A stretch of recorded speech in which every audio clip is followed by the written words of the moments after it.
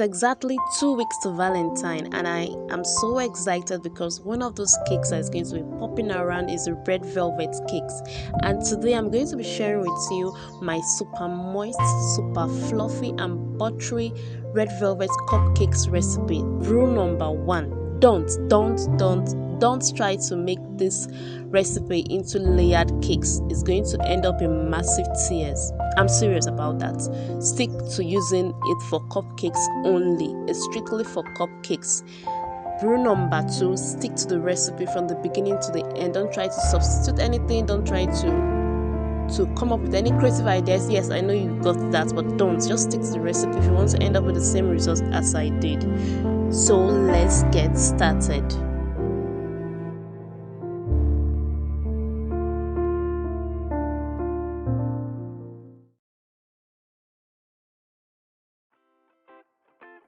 I'm going to start by introducing the items I'll be using for this recipe. I'm using all-purpose flour, granulated sugar, unsalted butter. You could also use margarine, but if you have butter, please use butter. It creates that buttery texture.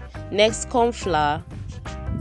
This is one of the most important criteria for this recipe. Cocoa powder, oil, vegetable oil, canola, buttermilk, vanilla extract, salt, baking soda, excellent blend. Now I'm going to tell you a detailed reason why I'm using excellent blend. Once you click on the link in the description box below to take you to my blog where you're going to see why I'm using excellent blend, and then some baking soda, lastly egg. The reason why I'm using excellent blend is because it's perfectly made for red velvet cakes and it's available in my country, Nigeria. If you don't have it there, use a good brand of liquid food coloring, liquid or gel food coloring. First, I added my excellent blend into my buttermilk. If you're using your liquid or a gel food coloring, add it now to your buttermilk and stir. Next, I'll be adding my vanilla extract to my buttermilk and I'm going to stir it. Please don't forget to check the description box below for a link to the detailed recipe. Next, I added oil.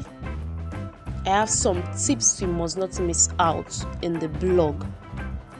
Next, vinegar, distilled white vinegar. You could use apple cider vinegar. Now to my mixing bowl, I added my flour, my sugar,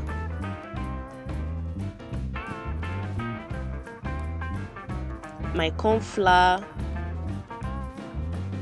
cocoa powder.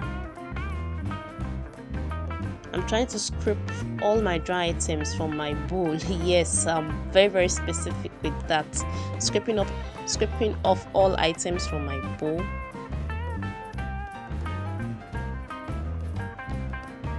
The reason why I'm using all-purpose flour and cake flour and cornstarch rather in this particular recipe is because it produces what we call cake flour, and cake flour produces light cakes, hairy cakes. Next, I added my butter,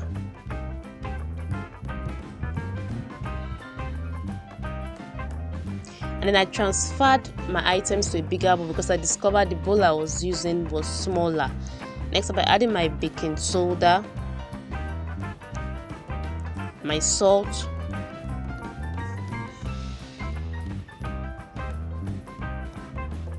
and egg.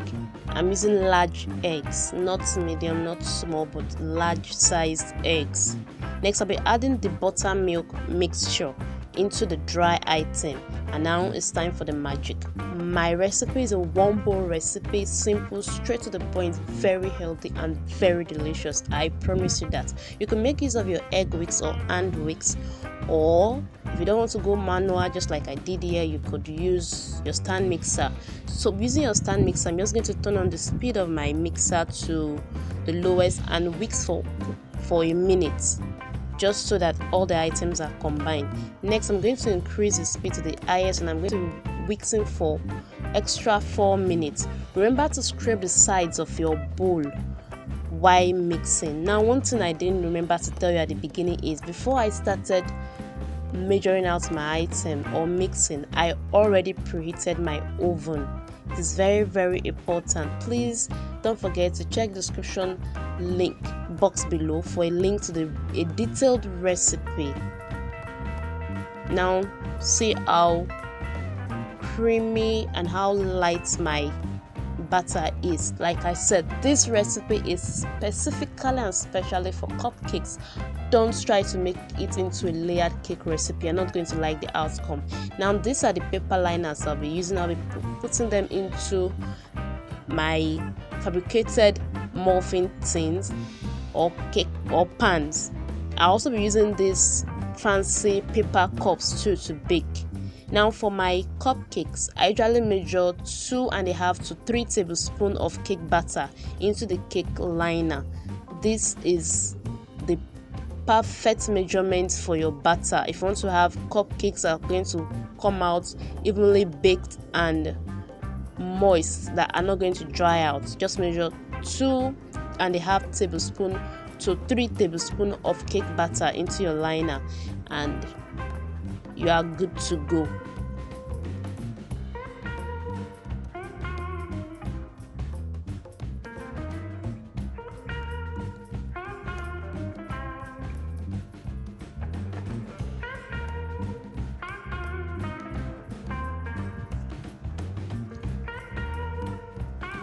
Now these are ready to be baked. If you are still watching, it means you enjoyed the video. Please subscribe. Always remember to bake your cupcakes at the center rack of your oven. It's very important. Now these are baked. Look at how perfect they look, not having domes, they didn't fall or shrink. They're just perfect. Next, I'm going to be decorating this cupcake with my stable whipped cream frosting. It's stable. Look at how my spatula is standing without falling. It's that perfect. I'm looking forward to sharing the recipe with you guys. Please don't forget to subscribe, leave me a thumbs up, comment, share. I want to see your creations and see the final outcome, see how moist the cake is. I wish you could just have a taste of this. It's heavenly, it's divine. Now surprise your family and friends and also clients with this recipe and let them tell you how they love it. See you next week.